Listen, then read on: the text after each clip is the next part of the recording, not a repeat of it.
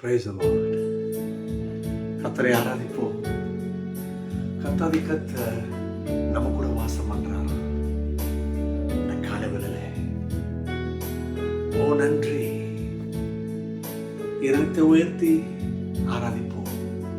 அவருடைய பிரசன்னத்தை உணர்வோம். இதோ மனிதர்கள் மத்தியில் வாசம் செய்பவரே, எங்கள் நடுவிலே வசித்திட விரும்பிடும் தெய்வமே. இதோ மனிதர்கள் மத்தியில் வாசம் செய்பவரே, எங்கள் நடுவிலே வசித்திட விரும்பிடும் தெய்வமே. உமக்கு சிங்காசனம் அமைத்திட உம்மை துதிக்கிறோம் இயேசுவே. பரிசுத்த அலங்காரத்துடனே உம்மை தொழுகிறோம் இயேசுவே. உமக்கு சிங்காசனம் அமைத்திட உம்மை துதிக்கிறோம் இயேசுவே. பரிசுத்த அலங்காரத்துடனே உம்மை தொழுகிறோம் இயேசுவே. எங்கள் மத்தியில் உலாவிடும் எங்களோடென்றும் வாசம் செய்யும். சொல்லுமா? எங்கள் மத்தியில் உலாவிடும் எங்களோடென்றும் வாசம் செய்யும்.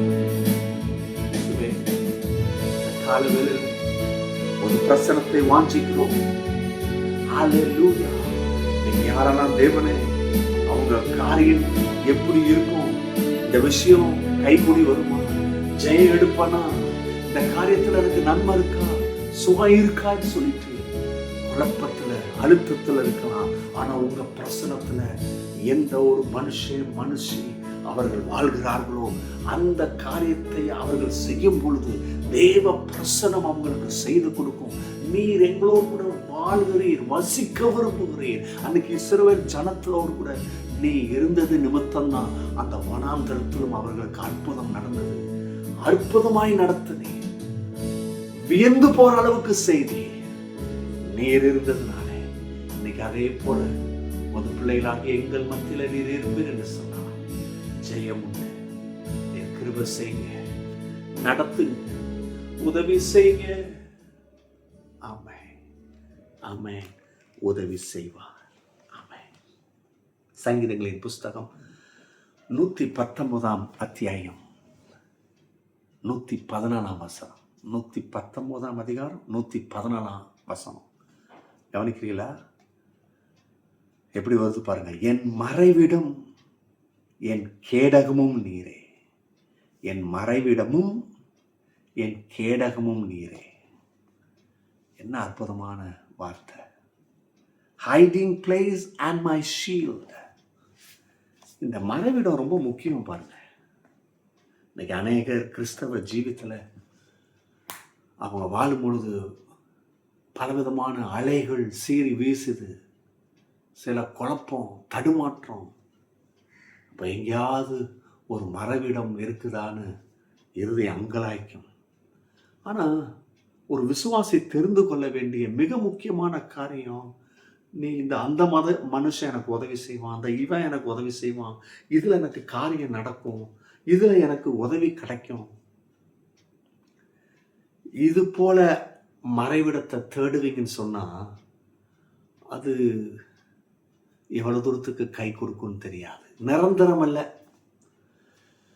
அதனால தான் நாசில சுவாசமுள்ள மனுஷனை நம்புறதை காட்டிலும் இந்த கர்த்தர் பேல நம்பிக்கை வைப்பது ரொம்ப நல்லமான காரியம்.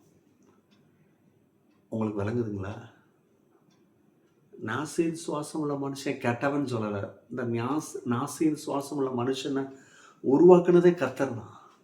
அவர் என்ன சொல்ல வராரு கொஞ்சம் புரிஞ்சுக்கோங்க. அவனாலும் கூட உதவி செய்ய முடியாது.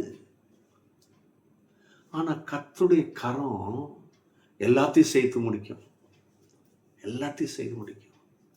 எத்தனை பேருக்கு நான் சொல்றது வழங்குது இல்லையா? Hiding place and my shield, 2 விஷயம்.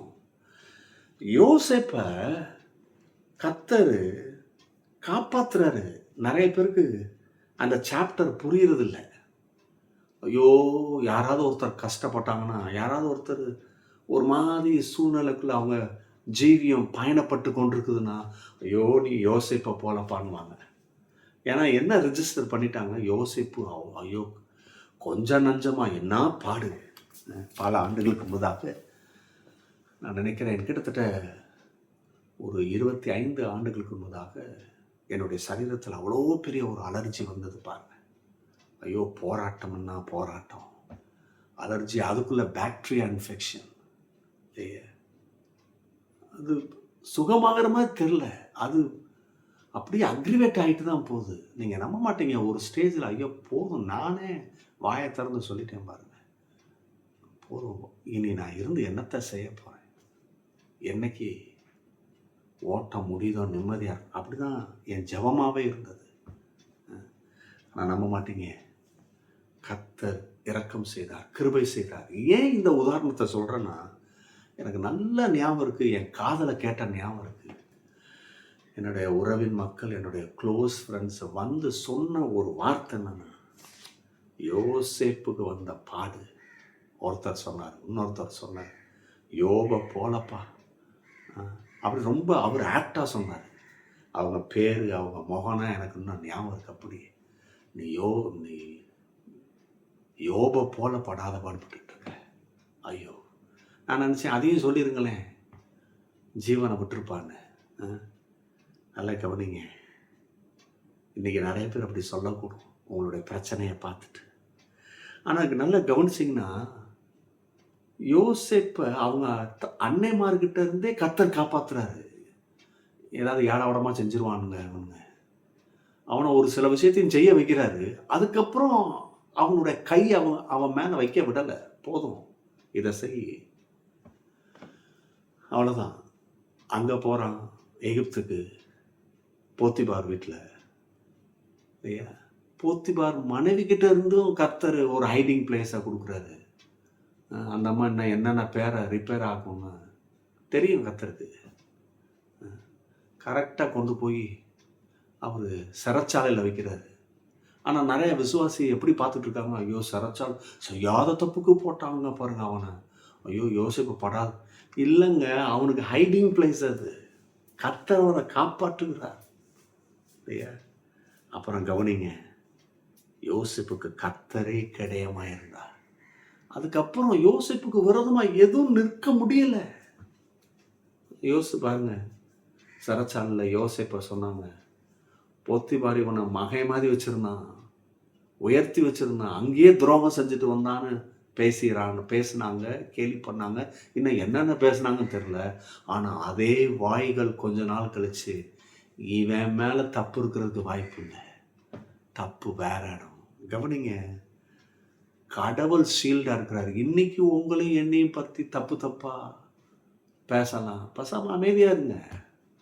நமக்கு ஒரு கேடயம் இருக்குது, அந்த கேடயமாகிய கர்த்தர் நம்மளை விட்டு கொடுப்பதில்லை. கரங்களை தட்டி கர்த்தருக்கு நன்றி சொல்லுவாங்க. கேடயம் எதை குறிக்குது? சேஃப்டி.